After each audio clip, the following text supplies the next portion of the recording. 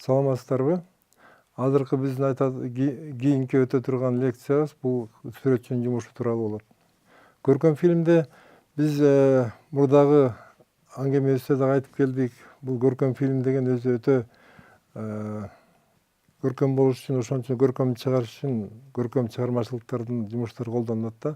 Ошондо ушул кино көркөм фильмди чыгарууда бирден бир художниктин жумушу абдан чоң ролду ойнойт да.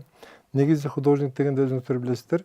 Художниктер булар ошол жаратылышты бүт мынабу биздин айланып чөйрөсү болуп аткан окуяларды кистинин жардамы менен холсту көрсөтөт. Бирок ал художник. А кинонун художниги болсо ошол кинонун драмасына жараша, кинодо болгон окуяны, ошол кинодо боло турган окуяны баардыгын тең эскиз түрүндө биринчиден эң биринчи башталышында драматургиянын сценарийин окуп чыгып туруп, анан кийин ошону эскиз түрүндө чагылдырып бериш керек да.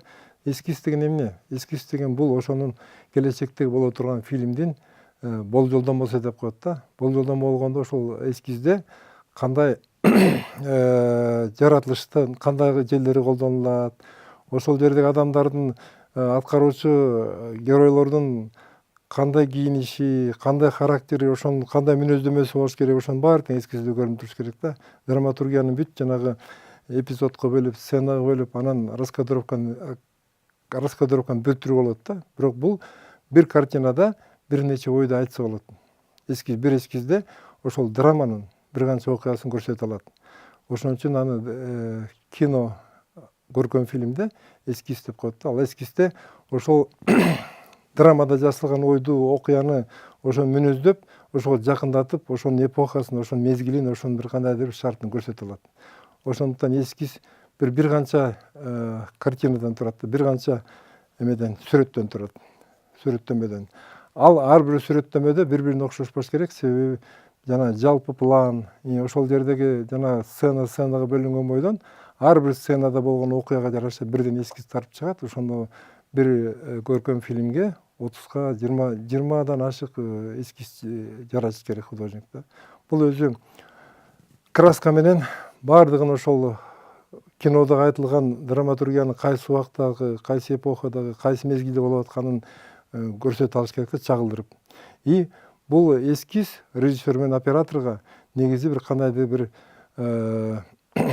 чыгармачылык көрөнгү деп койсок болот да. Ошонун бир кандайдыр бир ошонун негизинде кандайдыр бир ойлорду алып ошол жактан кинону түшүргөндө ошондон бир кандайдыр бир пайдалуу нерселерди алыш керек да. Ошого художник ошону дайындап, эскиздерин дайындап берет. Эскизде ошол драматургияда айта турган ойду 20дан ашык жанагы сүрөттө чагылдырып көрсөтүлөт. Анан ал эскиз даяр болгондон кийин муну болсо бүт жана көркөм худсовет деп коет, көркөм жетекчилерге, көркөмдөргө көрсөтүп, ошону биринчи чыгармачы топ менен таанышат, анан кийин көркөм художественный советке көрсөтүп, ошону фильмдин негизи катары өткөрүш керек да. Бирок эскиз деген бул эскизде ошол эскизди карап туруп, биз ошол художниктин ойлогон оюн, ошо драманы кандай түшүнгөнүн түшүнсөк болот да. Ошол эскизде баардык жанагындай майда чуйдасы менен бүт ошол жанагы кийим кечеси менен, буюмдары менен, жалаң эле буюм кийим кече эмес, ошол ойной турган биздин каармандын характери да көрүнүп туруш керек ошондочу. Биз ошол эскизди караганда ошонун баарын сезип турабыз да. Андан башка художниктин кызматы эмне болот? Художниктин өзүнүн тегерегинде өзүнөн башка, коюучу художниктен башка декорация боюнча бир художник болот. Костюм боюнча бир художник болот. Ошонун 3 художник үчөө иштеп атабы? Ошол үчөөнүн жардамы менен булар болсо костюм боюнча художник болсо, бүт ошол биздин драмадагы, биз тарта турган кинонун драмасындагы ар бир каармандын тегерегиндеги жанагы каармандардын, карама-каршы каармандардын баарын кийим кечесин ошол шартка жараша, ошол эпохага жараша баарын тартып чыгыш керек да. Кандай кийим кийиниш керек, кайсы эпизоддо кандай кийимди кийип жүрүш керек, кайсы, мисалы үчүн бүгүнкү замандын киносу болсо, анда мисалы үчүн адам бизнесмен болсо, значит бизнес класста кандай кийиниш керек, жанагындай деловой встреча болгондо кандай кийиниш керек, үйүндө кандай кийиниш керек, эс алуу убагында кандай кийиниш керек, же болбосо жаратылышка кандайдыр бир эс ала турган жайга чыга турган шарттар болсо анда да кандай кийиниш керек. Ошондо бүт баш кийиминен баштап бут кийимдеринин баардыгын тең ошол художник по костюму деген тактап, ошонун баарын немеге сүрөткө түшүрүп чыгат.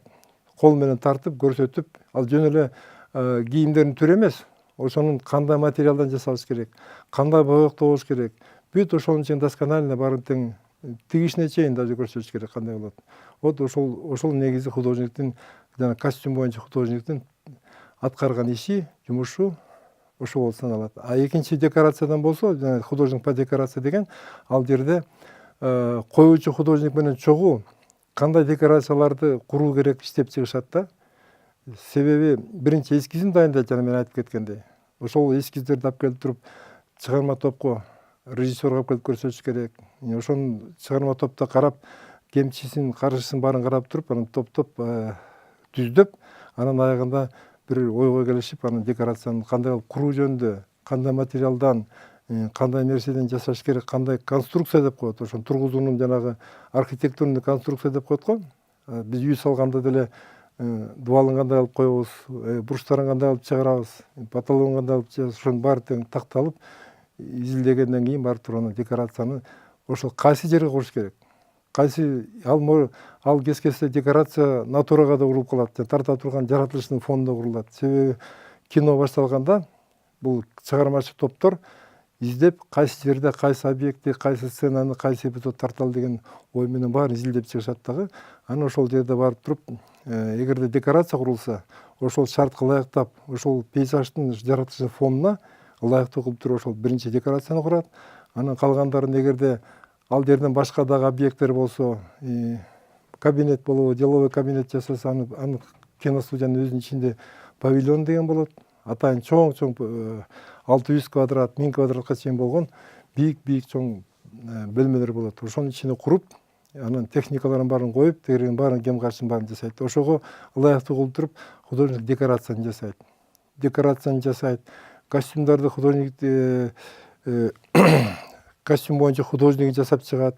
Андан башка дагы художник менен оператор грим деп коет. Грим деген бул кинодо адамдын жүзүн көрсөтүүдө жылтырабаш үчүн, же болбосо өтө ак жумал кишилерди кичине мындай тональный грим деп коет. Ошонун баарын тең тактап сценарийге жасап атканда режиссерский, ошонун баары тең болуш керек да, негизинен. Эскиздерин дайындап, ошонун баарын тактап, кандай парик деп коет. Себеби мисалы үчүн жаш адамды карытыш керек.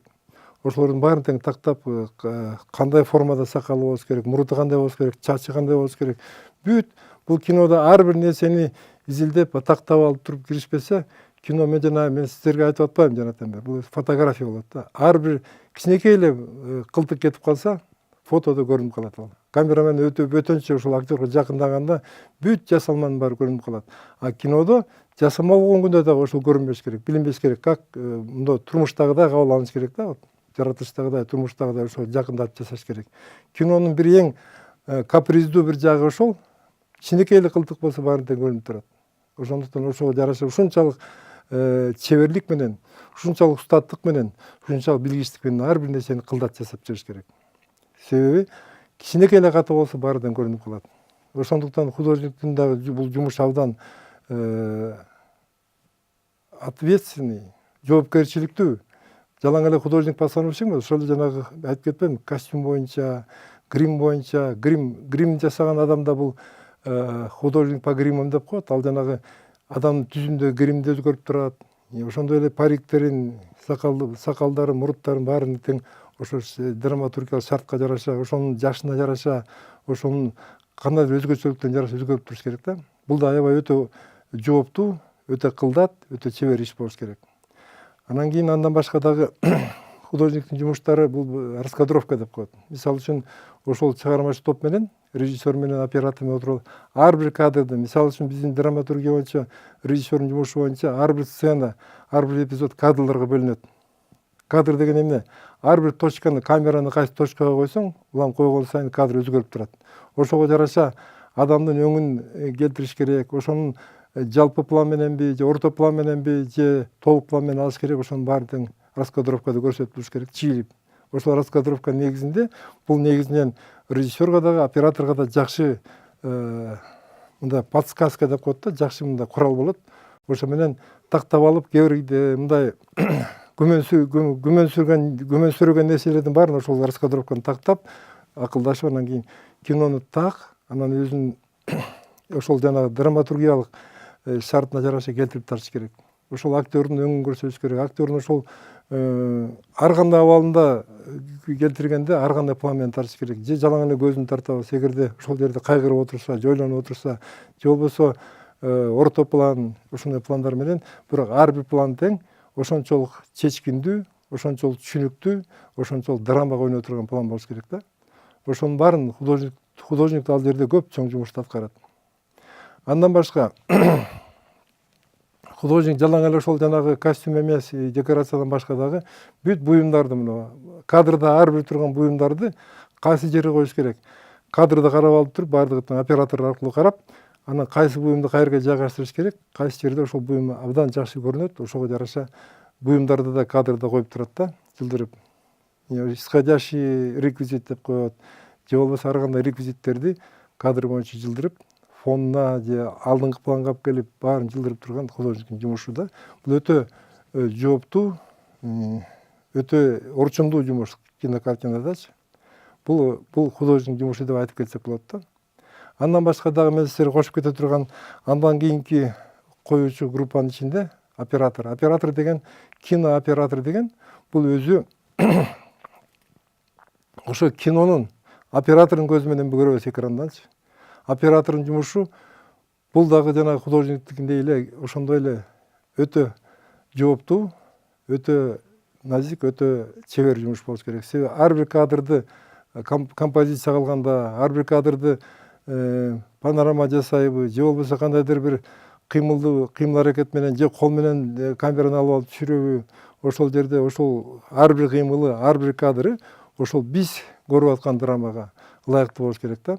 Андан башка жалаң эле камерадан башка оператордун жумушу бул жанагы кадрдын ичинде болуп аткан атмосфераны, ошо болуп аткан окуяны кайсыл шартка, түнгө, күнгө, күйгүнгө келтириш, ошол жарыктын күчү менен ар кандай эффект деп коет, эффект освещение, ошо менен келтирип, адамдын келбетин келтирип, ошонун драмага жараша, ошол болуп аткан окуяга жараша актёрдун ар бир эмоциясын бул кинооператор көрсөтөт да.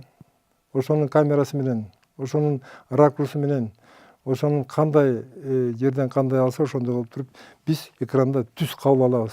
Ошол камера аркылуу кабыл алабыз. Камера аркылуу экранга чыгат, экрандан биз ошол оператордун көзү менен бүт ошол болуп аткан драматургияны биз кабыл алабыз да. Андан башка бул жалаң эле бул чыгармачылык жагын айтып атабыз. А бул оператордун жумушунда техникалык жактары да көп. Себеби ошол берип аткан жарыкты кандай боёкко боюш керек, көгүлтүрбү же жашылбы, сарыбы, ошонун баары тең фильтрлер менен ар кандай. Ошондой эле экспозиция деп коет, диафрагма деп коет камерада. Ошонун күчү менен же ар кандай эмоционалдык шарттарды жасай турган бул кинооператор. Кинооператордун өзүн жалаң эле бул деле өзү жалгыз болбойт, себеби анын жардамчылары болот. Экинчи оператор деп коет, экинчи кино титрлы жазылып жүрбөйбү, оператор-постановщик, анан оператор деп. Оператордун кызматы болсо бүт техниканы ошол жанагы убагында иштеп, убагында баарын тең шартында айткан точкада туруп, даяр турган это экинчи оператордун жумушу. Ошондой эле жарыктын күчүн ченеп, анан жарыктын күчүнөн башка муну цветовая температура деп коет. Ар бир прибордун өзүнүн бир спектралдык жактан боёгу болот да. Ошону цветовая температура деп коет. Ошонун баарын бүт карап отуруп, ошону тактап, анан картинада иштеп атканда ошонун баары тең бүт ошол айланып келтирип, ошол цветовая температурасы, диафрагмасы, оптикасы баардыгы тең алып келип драматургия иштеш керек да.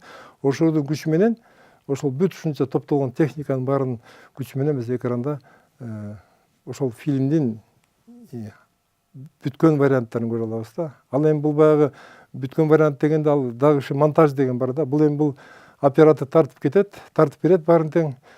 ал эмне бир канча дубльдан болушу мүмкүн. Ал режиссерский дубль деп коет, операторский дубль дейт. Ошончо көп тартып атканда, мисалы үчүн биздин орто эсеп менен 2500 деп атпайбызбы, метр бир фильмде болуш керек депчи. А тартылган материал анын 2 эсе көп болушу мүмкүн да. Себеби дубльдар болот, кээ бир жерлер мындай тормоз аткарып калышы мүмкүн, ар кандай шарттар болот да. Андан башка дагы оператордун жумушу, мисалы үчүн сценаны тартып атканда, бүгүн могу кабинетте мисалы үчүн 6 киши отурса, биз өзүбүз жактан тартабыз. Ошол жерде бүт алыскы, орто, толук пландар тартып алабыз. Ошону бүт жанагы жарыкты ошого жараша коюп, күн болсо күнгө жараша коебуз дагы.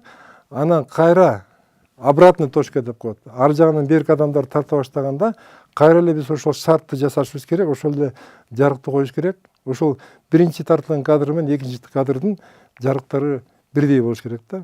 Биз ошол жерден кандайдыр бир өзгөрүүлөрдү сезбешибиз керек да. Көрүүчү карап отурганда ошол 4-5 камера менен тартылып алгандай эле көрүнөт. Бирок негизи бир камера менен ошонун баарын тартып чыгса болот оператор менен. Оператордун жана айтып атпайбызбы, ошонун билимдүүлүгү, ошонун чыгармачылыгы ошондо билинет да. Эгерде ошондо бизге билинбегендей кылып туруп, аркы точканы, берки точканы бирдей кылып тартып берсе, бул оператор, бул мастер деп айтып койсок болот да. Анан ошол жалаң эле жанагы точканы алмаштыргандан башка, ошол жердеги ошол актерлорду кандай эмеде абалда көрсөтүш керек, кандай шарттарда көрсөтүш керек, бүт оператордун колунда да. Оператор бул ошол биз көрүп аткан фильмдин ошо оператордун көзү менен биз чоң экрандан кабыл алып, ошону көрө алабыз. Андан башка дагы бир кесип жөнүндө айта кетейин. Мисалы үчүн биз жалаң эле азыр бул тартуу жагын айтып атабыз. Режиссер драматургияны койсо, режиссер мизансценанын баарын ошол жерде актерду ойнотсо, баардыгын драматургиянын негизги өзөгүн жүргүзсө, художникти айттык, жанагы бүт ошонун тегерегинде айран чөйрөсүн көрсөтсө, оператор болсо ошону тартып туруп экранга чыгарса, үчүнчү дагы бир 4-нчү профессор бул үн режиссеру деп коет да. Үн оператор, үн режиссер деген кесип болот да. Булар болсо бүт ошол ар бир тартып аткан кадрда ошол ойноп аткан актерлордун үнүн таза жазыш керек. Ошонун бүт эч кандай помехасы жок, таза кылып туруп, ошону немеге, пленкага түшүрүп бериш керек. Андан башка анын жумушу эмнеге кирет? Ошол жерде мисалы үчүн жаратылышта тартып атса, сөзүнөн башка ошол тегеректе болуп аткан окружение деп коет. Шаркыратма болуп атса, шаркыратма үнүн жазыш керек. Ошондой эле чымчыктар сайрап атса, чымчыктардын үнүн, ошонун баарын тең звук оператор болсо жыйнап жүрөт да. Жыйнап, баарын топтоп, анан ошонун баарын монтажно-тонировочный периодко чейин алып келиш керек. Ошол үн жагынан кандай жасалса, кандай сүйлөгөндө так жасалабы, таза жасалабы, ошонун баары тең звук оператордун жумушу болот. Анан аны жазып бүтүп, баарын топтогондон көрдүңүзбү? Азыр биз режиссер өзүнүн драмасын койду. Художник өзүнүн жанагы бүт тегерегинде айланып чөйрөсүн жасап берди бизге. Оператор болсо бүт баарын тартып берди. Камеранын жардамы менен ошол жерге экранга түшүрдү баарын. Жана жакындатылган, алыстатылган ар кандай пландар менен. Звук оператор болсо баарын жазып берди бизге. Болгон бүт айланып чөйрөдөгү кандай үндөр чыгып атат, ошонун баарын тең жазып алыш керек. Себеби андан кийинки этап, мисалы үчүн биз тартып бүттүк, баардыгын тең мынабу рабочий материал деп коет, черновой деп. Жанагы биринчи тартылган материал, ошол жанагы 2500 метр болсо 5000 тартып алабыз. Андан кийинки этап монтажно-тонировочный период деп коет. Монтажный период башталат. Монтаж деген эмне? Монтаж деген кинонун тартылышы өзүнчө, а монтаждын өзүн дагы бул нака чыгармачылык ошо монтажда башталат да. Себеби кинону чогултуш керек болот. Ошол 5000 метр тартылган пленкадан 2000-5000 метрде кайра тандап алыш керек. Ошонун жакшы эмоциялык жактан, баардык жагынан биз тартып аткан драматургия ылайык келген кадрлардын баарын тандап туруп, монтажда ошонун ичинен тандоо башталат. Тартылган материалдын баары каралып чыгат режиссер, монтажер менен. Анан ошол пландардын жакканын, ошонун эң ошол драматургия туура келген актердун эмоциясын, актердун ошол эң жакшы ойногон кусокторун алып туруп, анан чогултуп башташат. Биринчи бир дубльдан баарын чогултуп алып туруп, анан кийин сценарий боюнча, драманын өзүнүн жүрүшү боюнча уже картинаны тургуза баштайт. Это конструкция деп коет да. Жана биз немени имаратты тургузгандай эле кинону тургуза баштайт режиссер ошодо туруп алып, монтажер менен. Анан ар бир детальдерин, ар бир пландарын карап чыгып туруп, ошол жерге драманын өсүшүнө жараша, драманын өрчүгүчүнө жараша ошо негизги каармандын тегерегиндеги бүт адамдардын баарын тең келтирип, биз экранда даяр продукцияны көрө тургандай кылып ошого дайындап берет да. Ошол монтажный период деп коет. Монтажда режиссердун жумушу абдан оор, абдан көп. Себеби ошончо планды баарын карап чыгыш керек, анан ошону тизмектеп бир ойго алып келиш керек да. Мисалы үчүн адабиятта жазылган чыгармадай кылып туруп, ошону биз кинодо карап атпайбызбы? 1,5 саатта кандайдыр бир окуяны башынан аягына чейин түшүнүктүү кылып туруп, жеткиликтүү кылып, ошонун баардык эмеси менен, бүт компоненттери менен бизге экранга алып чыгыш керек да. Бул абдан кыйын жумуш, абдан татаал жумуш. Негизги кино ошо монтажный столдо жаралат. Ал жерде монтаж боюнча ар кандай өзгөртүп кайсы болот. Актер начар ойносо кандайдыр бир алыстатып, жакындатып отуруп, башка пландар менен алмаштырып, анан перебивка деп коет. Ушул жерде жумуштары көп да. Бул жерде абдан чыгармачылык процесс өтө оор, анан өтө ошончолук кызыктуу жумуш да. Ошол жерде кино жаралат. Ошол жерде режиссер менен монтажердун жумушу абдан чоң кызмат аткарат да. Анан монтажда бүтүп алгандан кийин кинонун экинчи процесси кетет. Акыркы процесси бул черновой монтаж бүтөт. Ошол жерде шумдар менен, камеранын дырылдаганы менен эле кандайдыр бир тегеректе шум менен худсовет көрсөтүп алгандан кийин эми аны тазалаш керек болот да. Аны тазалашканда тазалаган убакытта монтаж тонировочный пункт. Тонировка деген уже озвучка кетет да. Озвучка деген эмне? Мисалы үчүн көп артисттер ойной албайт, ойнойт, бирок сүйлөй албайт. Сүйлөгөн эмелер дикциясы начар, ошолорду башка театрдан актерлорду чакырып дубляж жасалат. Ошол актердун ордуна башка актер окуйт, ошол актердун ордуна башка бирөө ырдайт, ошол актердун башка бирөө сүйлөйт. Бул озвучка деп коет. Ошол дубляж менен андан башка ар бир жанагы кадрда жүрүп аткан чымчык сайраса биз айтпадыкпы жана звук оператор менен жасап алгандан кийин ошонун баарын тең ошол озвучкада ошол кадрга ошол жана звуковая полифония деп коет го, үн жагынан бир өзүнчө бир дүнүйө куруш керек да. Ошону звук режиссер иштейт. Ошол жерде чымчыгы сайрайбы, шаркыратмасы жүрүп атабы, кадрда эмне көрүнүп, угулуп турса, ошонун баарын үнүн ошол жерге келтириш керек да. Бул монтажна тонировка деп коет да. Ошол жерде шумовиктер деп коет. Мурда бар болчу, азыр деле эми алар аз калды. Негизи атайын шумовиктер деп койчу да, бригада бар болчу. Алар жанагы атын чаап келатканын, суунун шаркырап атканын баардыгын тең өзүнүн бир кандайдыр бытовой предметтер менен студияга отуруп алып туруп, ар бир үндү жасай турган адамдар болгон да. Азыр деле аз калды, бирок аны менен пайдаланышат. Азыр кескесте библиотека шумов деп азыр ар кандай Африкага чейин шумдар жазып, могу сонорит менен чыгарып атпайбы. Бирок ал жерде эгерде мисалы үчүн биздин Кыргызстандын жаралышын көрсөтүп Африканы коюп койсок, анда көрүүчүнү алдаган болуп калат. Ага көрүүчү да ишенбейт. Азыр көрүүчүлөргө ушунчалык телекоммуникациянын жардамы менен ушунчалык информация көп, алар сразу эле айтат, бул болбой калыптыр деп. Ошон үчүн так ошол учурга келтирип, ошол нерсени көрсөтүш үчүн звук да таза болуш керек. Ошол үндү абдан кылдаттык менен таап, ошол жерде ката кетирбей, баарын тең ошол драматургиялык шартка жараша бул тонировочный период деп коет. Анан тонировка бүтүп, баары бүткөндөн кийин готовый даяр уже фильмдин копиялары кетет. Ошол чистовой вариантта да художественный совет кабыл алгандан кийин анан ошо фильм тиражирование кете берет. Прокатка кетет, экран кетет, телевидение кетет. Ошо менен бүт мындайынча кинопроцесс, кинонун тартуу процесси, кинонун жүргүзүү процесси ошо менен аяктайт.